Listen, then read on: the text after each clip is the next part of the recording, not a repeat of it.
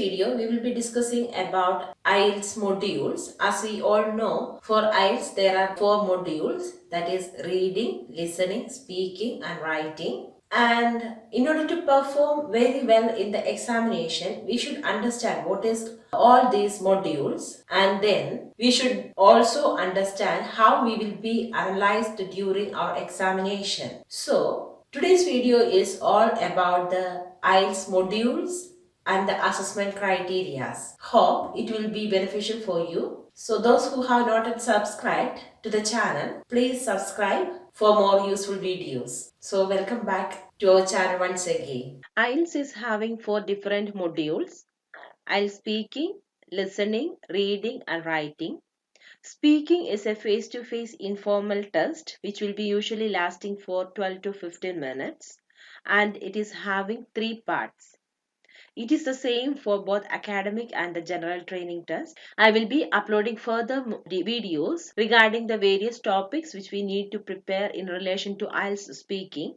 And usually all the examiners will be very friendly, and so they will be making comfortable to the exam situation, and so there is nothing to worry about the speaking test. About the listening, we should be very careful.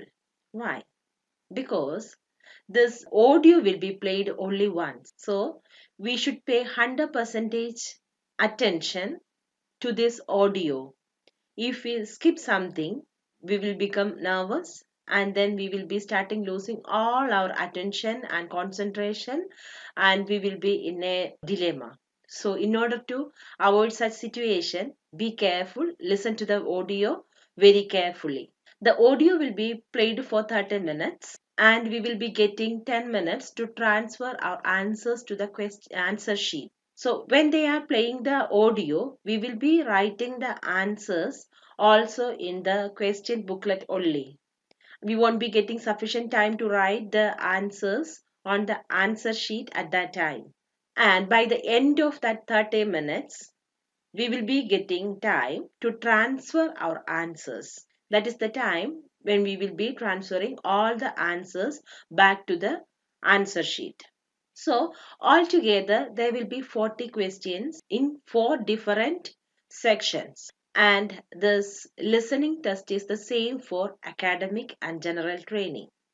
Okay, next module is reading. For reading, there will be 40 questions which is arranged in 3 passages, and altogether there will be 1 hour.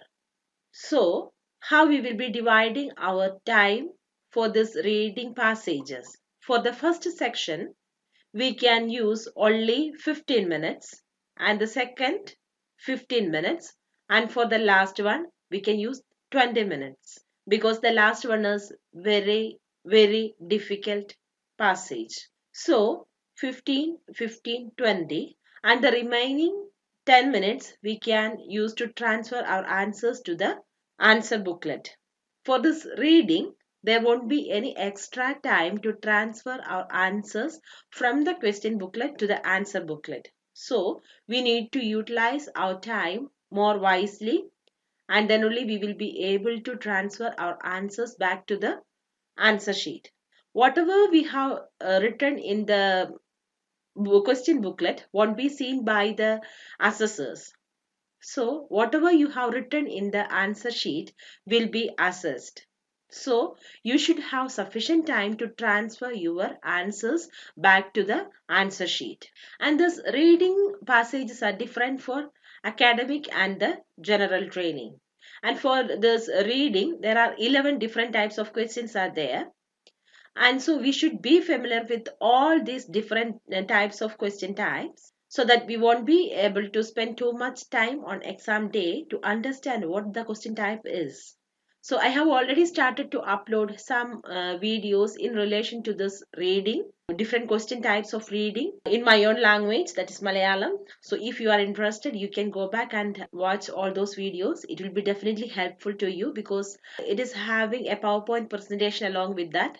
So the language presentation won't be a problem for you. So anyway, I will be uploading English version as well.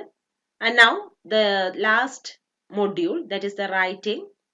For some candidates, writing is the toughest part. So if you are following the correct techniques and tips, it will be very easy to score the sufficient score. So for this writing, there is task 1 and task 2. Task 1 is different for academic and general training. And for academic, the task 1 may be to write a short report about a chart, graph, map, a table, and so on. And for general training, it is to write a letter. Task 2 is to write a formal essay. That will be same for both academic and general training. And for both this task 1 and task 2, they will be altogether 1 hour. So you need to divide your time and write accordingly. So this is a brief overview of the IELTS examination and its various modules. So I will be uploading more and more videos regarding each of these modules in detail, and all those videos will be definitely helpful to you, and I will be incorporating all the techniques and tips which I have developed all throughout my IELTS preparation. Then, if you want to get a better score for the IELTS examination, you should understand how the examiners are assessing you. So, for that, you should identify and understand the evaluation criteria. For IELTS, you may get score ranging between 0 to 9. For each module, they will be assigning us some score, and the average of all these 4 modules will be calculated as our overall IELTS band. In the sense, if you got 6.25 as an average, overall band score will be 6. If you got an average of 6.75, then your overall score will be 7.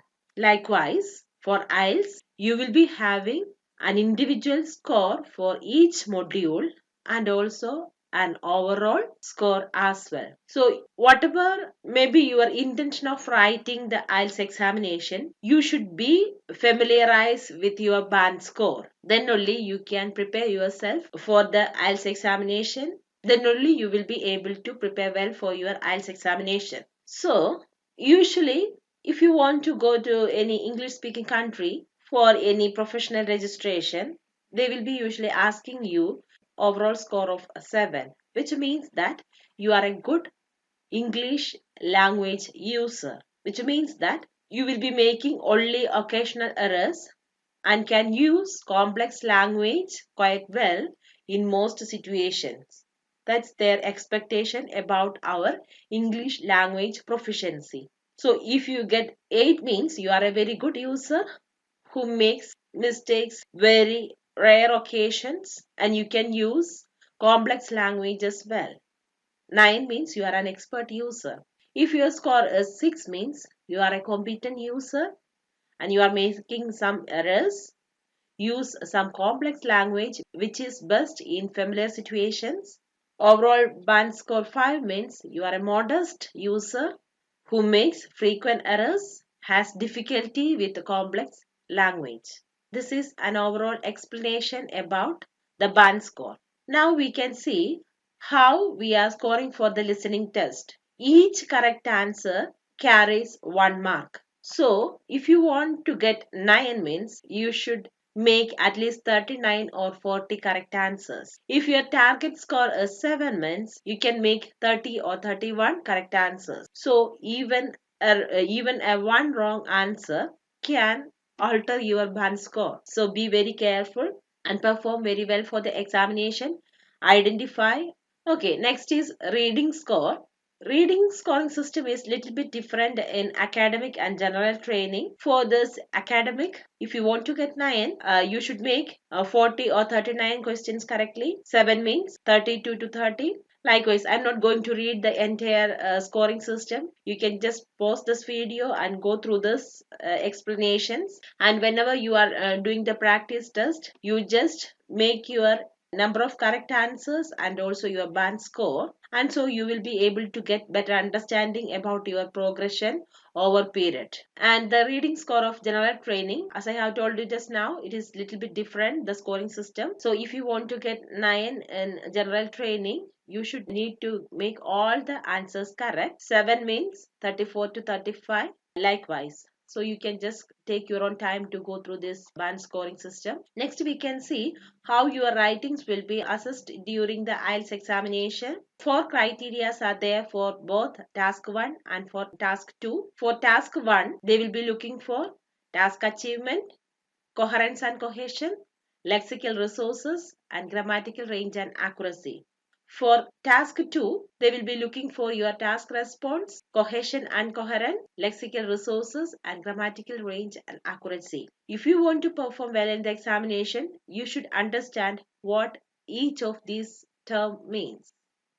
So, the first one is task achievement.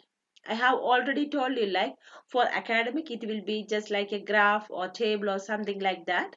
So, they will be looking forward whether you have written all the informations accurately. Okay, presenting accurate information, and whether you have given the overview, whether you have highlighted all the key features and the stages, and whether you have supported the details with sufficient data. This is what they are looking for in task 1. I will give you further details in the upcoming videos. Then for task 2, they will be looking whether you have achieved this criteria, in the sense whether you have answered the question. If they have asked you to write the advantages and disadvantages, have you written both of them? Whether you have given the relevant main point which has been properly stated and is supported and well developed, and have you given any clear example for that? Have you given a proper conclusion? And for opinion type question, have you clearly stated your position? All those aspects they will be looking for. And then about cohesion and coherence, how you have organized the information in your paragraph. There is no point in accumulating all too many points in one paragraph. Your paragraph should be organized nicely. There are certain techniques and tips so that you can do this very well. Usually, for a good essay, there will be only one central idea in one paragraph, and we should be able to use a range of linking devices while we are writing the essay, and we should use variety of vocabulary. Here comes the importance of using a vocabulary book. Whenever you are getting time, listen to lots and lots of videos and prepare some vocabulary list. You can use these lists for your speaking and also for your writing examination. And you can use collocation. Your spelling should be correct. Avoid any errors while writing the essay. And if you are a person who is having good grammatical background, then this writing won't be a problem for you. All the other criterias you can meet so easily. If you don't have sufficient grammatical background, I will recommend you to improve your grammatical background rather than straight away going and taking the IELTS test. You should improve your performance. Okay, you should be able to use a sentence of various structures. You should be able to use a range of sentence structures and different tenses, and you should use correct punctuations, and you should avoid any mistake. And then next is about speaking, how they will be assessing you all throughout your speaking test. Definitely they will be looking for your fluency, then lexical resources, grammatical range and accuracy, and your pronunciation. So for fluency, you should be able to talk at a length, and you are not supposed to make too many pauses or hesitations. Try not to make too much self correction, and your speech should be clearly understandable, and you should be able to use linking devices. If you have a range of vocabulary, you will be able to use different words rather than repeating the same words, and then you should be able to use collocations. Try to avoid common vocabulary and frequent mistakes as well. As I have told in the other module, grammar is a must. If you are able to use a variety of sentence structures and grammatical different tenses, definitely you can score high. And about the pronunciation, it is not a must to speaking their slang, in the sense British accent or Canadian accent. It is not necessary. You can speak in your own accent. Only thing is that they should be able to understand what you are speaking. Okay, and you should use intonations. Try to avoid monotonous speech. You should vary the tones of your speech. That's it. So, if you are able to speak fluently without any hesitations and very clearly, definitely you will get your desired score. So, these are a brief overview of the IELTS modules, that is the reading, listening, speaking, and writing sections, and how we will be scored during the examination. A proper understanding of the criteria of assessment is very, very important because it is the backbone of our preparation. Without a proper knowledge, we can't prepare well for the examination. So understand this, listen to the video again and again, then you will be able to identify how you can improve yourself. Hope you like the video. Subscribe for more useful videos. So definitely we can meet together in our upcoming videos regarding in-depth discussion about the various techniques and tips of all